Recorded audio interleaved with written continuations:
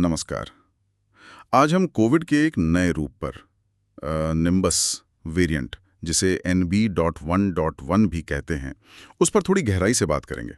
हमारे पास कुछ हालिया लेख और रिपोर्ट्स हैं, तो समझने की कोशिश करते हैं कि ये वेरिएंट आखिर है क्या, क्यों इतनी चर्चा हो रही है, कैसे फैल रहा है, और वो एक अजीब सा लक्षण जो सुनने में आ रहा है, रेजर ब्लेड गला, उसकी क्या कहानी है। बिल्कुल। तो देखिए, ये निम्बस या NB.1.81 ये असल में ओमिक्रॉन फैमिली का ही एक नया सदस्य है, एक सब वेरिएंट। विश्व स्वास्थ्य संगठन मतलब WHO ने इसे फिलहाल वेरिएंट अंडर मॉनिटरिंग की कैटेगरी में रखा है। अच्छा, वेरिएंट अंडर मॉनिटरिंग, क्यों? कुछ खास बात है इसमें? हाँ, क्योंकि ये फैल काफी तेजी से रहा है और इसके स्पाइक प्रोटीन में, मतलब वायरस का वो हिस्सा जो इन्फेक्शन के लिए जरूरी है, उसमें कुछ बदलाव देखे गए हैं।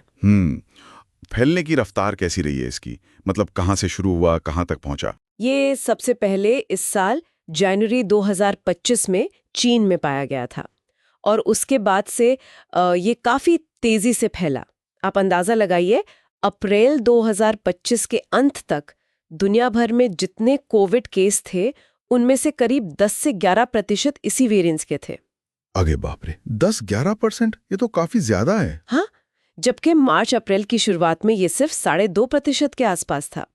और अमेरिका की बात करें तो वहां मई के अंत में ये करीब 15% मामलों में था, जो जून की शुरुआत तक बढ़कर लगभग 37% हो गया। 37%?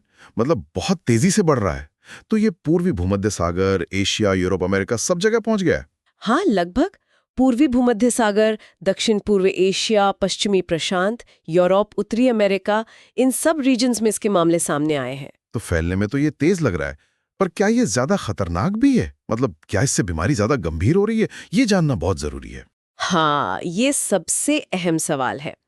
देखिए, शुरुआती लैब डेटा और जो CDC या WHO की रिपोर्ट्स हैं, वो ये इशारा तो करती हैं कि NBB.181 शायद पिछले ओमिक्रॉन वेरिएंट से थोड़ा ज्यादा आसानी से फैलता है, मतलब ज्यादा संक्रामक हो सकता है। ओह, लेकिन, और ये अच्छी बात है, अभी तक ऐसा कोई पुख्ता सबूत नहीं मिला है कि ये ज्यादा गंभीर बीमारी पैदा कर रहा हो।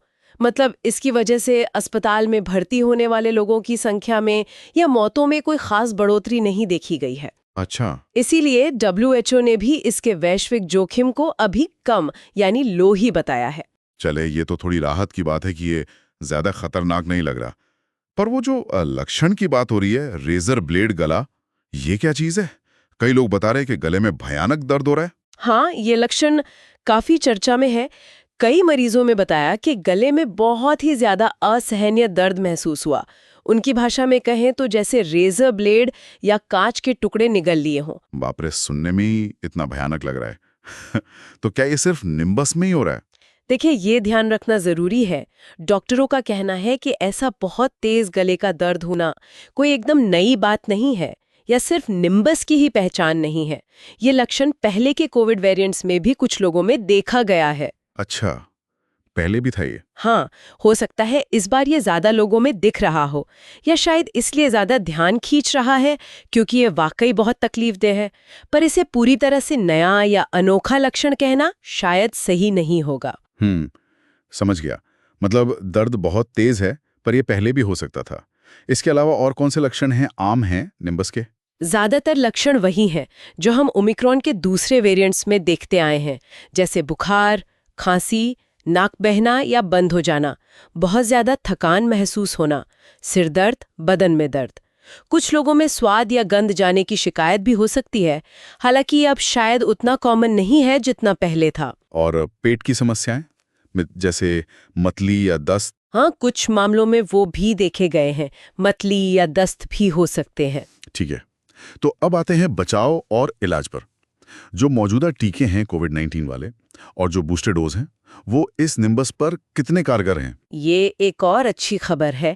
अभी तक के जो आंकड़े हैं वो बताते हैं कि मौजूदा कोविड-19 टीके, खास तौर पे जो अपडेटेड बूस्टर डोज हैं, वो निम्बस से होने वाली गंभीर बीमारी, अस्पताल में भर्ती होने की जरूरत या मृत्यु को रोकने में काफी हद तक प्रभावी लग रहे हैं। अच्छा, ये बहुत जरूरी जानकारी है। और इलाज, जो एंटीवायरल दवाइयां हैं? हाँ, वो भी। जो स्टैंडर्ड एंटीवायरल दवाइयाँ कोविड के इलाज में इस्तेमाल होती हैं, वो निम्बस के खिलाफ भी कारगर पाई गई हैं। लेकिन मैंने कहीं पढ़ा था इम्यून एस्केप के बारे में, कि ये इम्यूनिटी को चकमा दे सकता है। हाँ, कुछ लैब स्टडीज में ये बात सामने आई है कि ये वायरस कुछ हद तक इम्यून एस्केप कर सकता है।